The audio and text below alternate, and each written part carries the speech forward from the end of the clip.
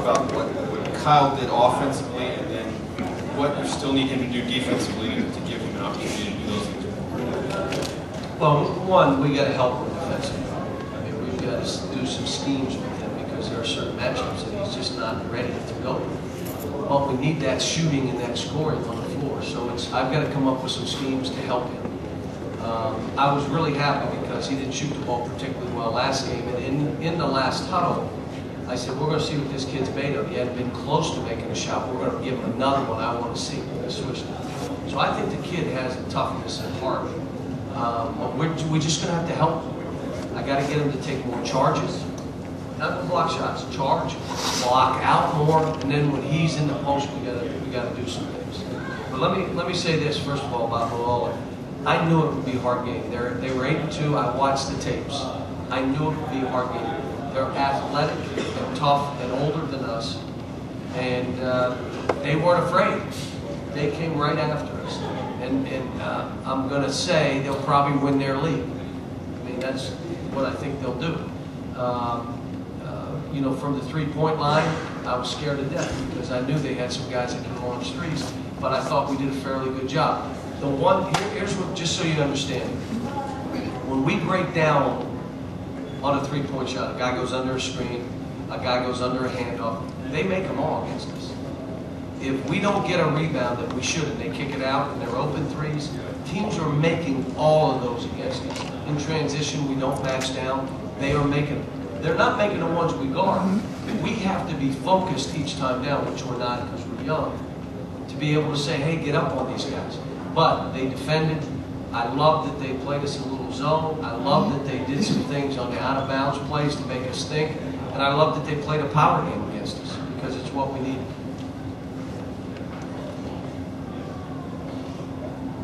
Kyle, as you say that, how important is it for you to schedule opponents? You've done it each of your careers here, and that give you different looks, especially with young teams. Well, that's what we try to do, and we're also trying to schedule teams that we think will do well in their league.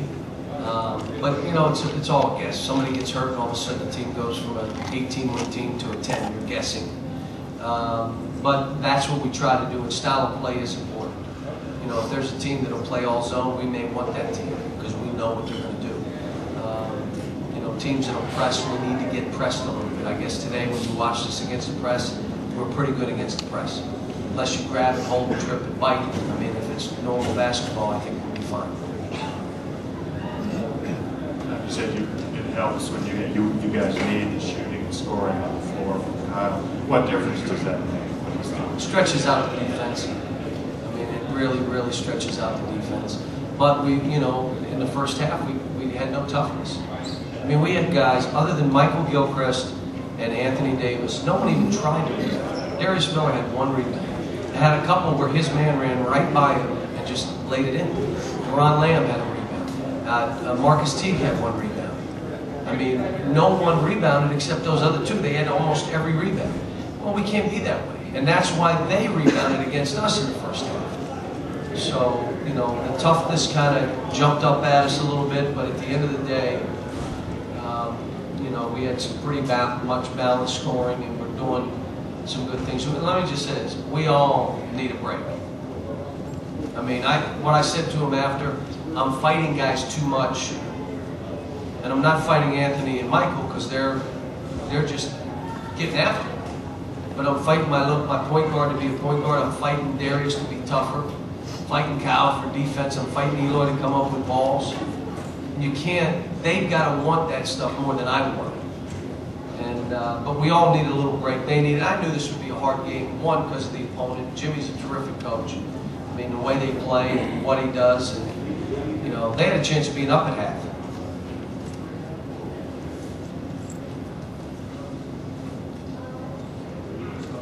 John, what can you say about Michael's mother and others tweeting and stuff, and his play despite whatever that situation? Well, we were trying to figure out whether we should send him home this morning early, and we just, you know, the way and what she's going through right now, it wasn't so immediate that there was going to be things done today. So it's in the early process, and like I said, I hope that what we find out is all good. But I would say again, you know, the big Blue Nation prayers are strong prayers, and I'd say everybody, you know, say a prayer for his mother and their family. John, talk about the way that Michael played. Jimmy talked about he was surprised on that he actually had a mismatch or an advantage in that position. He kind of underestimated it. Is it hard for you to imagine anybody underestimating Michael and what he's done? I'll be honest with you. He is he's dragging our team, which is great stuff. He's dragging us, and he's doing it whether it's rebounding, scoring, making free throws, making threes when he has to. In transition, if you give it to him ahead of the pack, and it's him and one guy, he's scoring 99.9% of the time, and he's going to get fouled.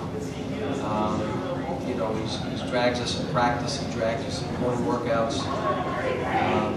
He means so much. It's becoming. I said this morning.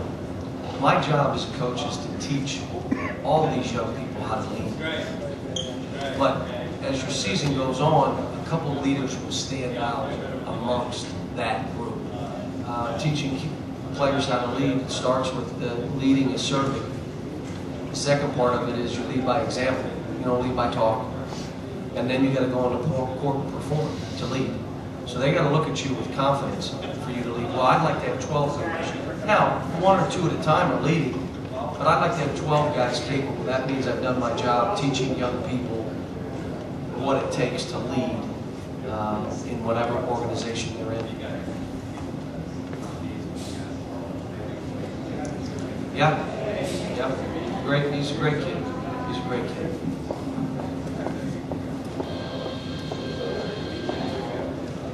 Merry Christmas to all of you here and all of our fans out there, and let's catch our breath and come back. And we have 1/3 of our season gone. Can you imagine? We still have 2/3 to go. So we got a long way to go with this team. And, to this point, I'm happy, even though I'm dragging some of these guys more than I want to. At the end of the day, I like my team. I've got a good team, and when we click, and we all come together, and we're all playing aggressive, and we're all bouncing and talking, and we're all making easy plays, this stuff gets scary. We're not close to that right now, but this thing could get scary. Thanks.